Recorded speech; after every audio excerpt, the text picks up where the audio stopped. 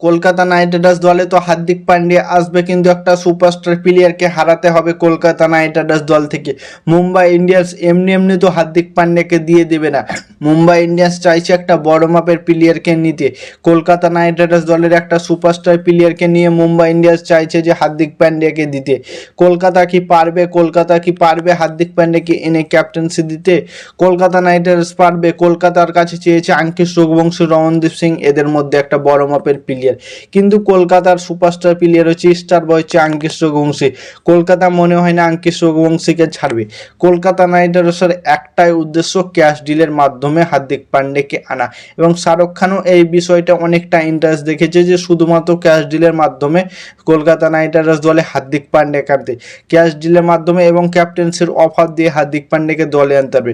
Mumbai Indians দল থেকে যদি হার্দিক পান্ডিয়া 2027 IPL না খেলে, তো এটা কনফার্ম থাকতে পারো প্রায় 90% চান্স আছে কলকাতা নাইট রাইডার্স দল থেকে হার্দিক পান্ডিয়া খেলবে। কারণ কোনো উপায় নেই হার্দিক পান্ডিয়ার অন্য দল থেকে খেলা, কারণ প্রত্যেকটা দলের কাছে এখন বর্তমানে ক্যাপ্টেন্সি আছে। চেন্নাই যাবে হার্দিক পান্ডিয়া, সেখানে ঋতুরাজ গায়কোয়াড় ক্যাপ্টেন্সি আছে, তাকে হটিয়ে তো হটক্কার হার্দিক পান্ডিয়াকে ক্যাপ্টেন্সি করবে না। তার জন্য কলকাতা নাইট রাইডার্স বেস্ট হবে যে কলকাতা নাইট রাইডার্স দলে এর ক্যাপ্টেন্সি পেয়ে যাবে এবং সে দুর্দান্ত মেজাজে যে একটা অলরাউন্ডার প্লেয়ার। ক্যাশ ডিলের মাধ্যমে আনা একটু বেশি সুবিধা হবে কলকাতার জন্য, কোনো সুপারস্টার প্লেয়ারকে না হারিয়ে। এবং শাহরুখ খানও চায় এটা যে কোনো সুপারস্টার প্লেয়ারকে দল থেকে হারাতে চায় না। কলকাতা নাইট রাইডার্স যদি কোনো সুপারস্টার প্লেয়ারকে না হারিয়ে হার্দিক পান্ডিয়াকে আনতে পারে, কলকাতা নাইট রাইডার্স দলটা অনেকটা স্ট্রং দেখাবে। সেক্ষেত্রে কলকাতা নাইট রাইডার্সের প্লেইং ইলেভেন কেমন হবে সেটাই বলছি। ফিন অ্যালেনের সাথে ধরো টিম সাইফার্ট ওপেনিং করলো, কারণ হার্দিক পান্ডিয়া একজন all Indian player. Finn Allen এবং টিম সাইফার্ট কেমন দুর্দান্ত মেজাজে তোমরা সবাই জানো। নিউজিল্যান্ডে দুজন ওপেনিং করে T20 থেকে, এবং দুর্দান্ত মেজাজে ওপেনিং করে ফিন অ্যালেন এবং টিম সাইফার্ট।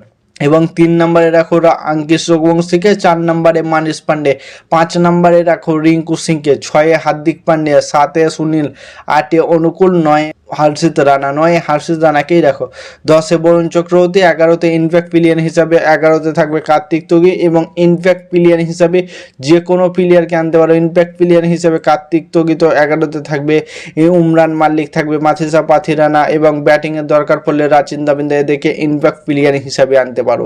কিন্তু হার্দিক পান্ডিয়াকে যদি কোনো সুপারস্টার প্লেয়ারকে না হারিয়ে, ধরো আঙ্কিশ রঘুবংশী, রিঙ্কু সিং, এদেরকে যদি না হারিয়ে কলকাতা নাইট রাইডার্স দল হার্দিক পান্ডিয়াকে আনতে পারে, তো কলকাতার প্লেইং ইলেভেনটা অনেকটা স্ট্রং হবে। ফিনানের সাথে টিম সাইফার্ট ওপেনিংয়ে দুর্দান্ত মেজাজে শুরু করবে, একটু অ্যাঙ্কার ইনিংস খেলবে আঙ্কিশ রঘুবংশী এবং মানিশ পান্ডে। 5 নম্বরে রিঙ্কু সিং দুর্দান্ত মেজাজে খেলবে, 6 হার্দিক পান্ডিয়া ম্যাচটা ফিনিশ করার চেষ্টা করবে। 7 নম্বরে 8 নম্বরে সুনীল নারায়ণ, অনুকূল এবং হর্ষিত রানা যদি দরকার পড়ে এবং ম্যাচটাকে ফিনিশ করতে হয়, 10 বলে যদি 25 রানও লাগে, হর্ষিত রানা সেটা ম্যাচটাকে ফিনিশ করে রাখার ক্ষমতা রাখে। এখন অলরাউন্ডার প্লেয়ার হর্ষিত রানা। বরুণ চক্রবর্তী এবং কার্তিক ত্যাগী তো বলার হিসাবে থাকবে। কলকাতার বোলিং ইউনিটে কোনো কমজোর হবে না, এবং ব্যাটিং তো প্রপার 9 জন অব্দি ব্যাটিং থাকবে। কলকাতা নাইট রাইডার্স চাইবে যে হার্দিক পান্ডিয়াকে আনতে দলের মধ্যে, কিন্তু সুপারস্টার প্লেয়ারকে না হারিয়ে। তো তোমাদের মতামত কি কমেন্ট করে জানাও, হার্দিক পান্ডিয়াকে আঙ্কিশ রঘুবংশী এবং রমনদীপ সিং এর সাথে ট্রেড করা উচিত কিনা। এবং ক্রিকেটের নতুন আপডেট পেতে চ্যানেলটাকে সাবস্ক্রাইব এবং ফলো করতে ভুলো না। ততক্ষণের জন্য টাটা, বাই বাই, জয়।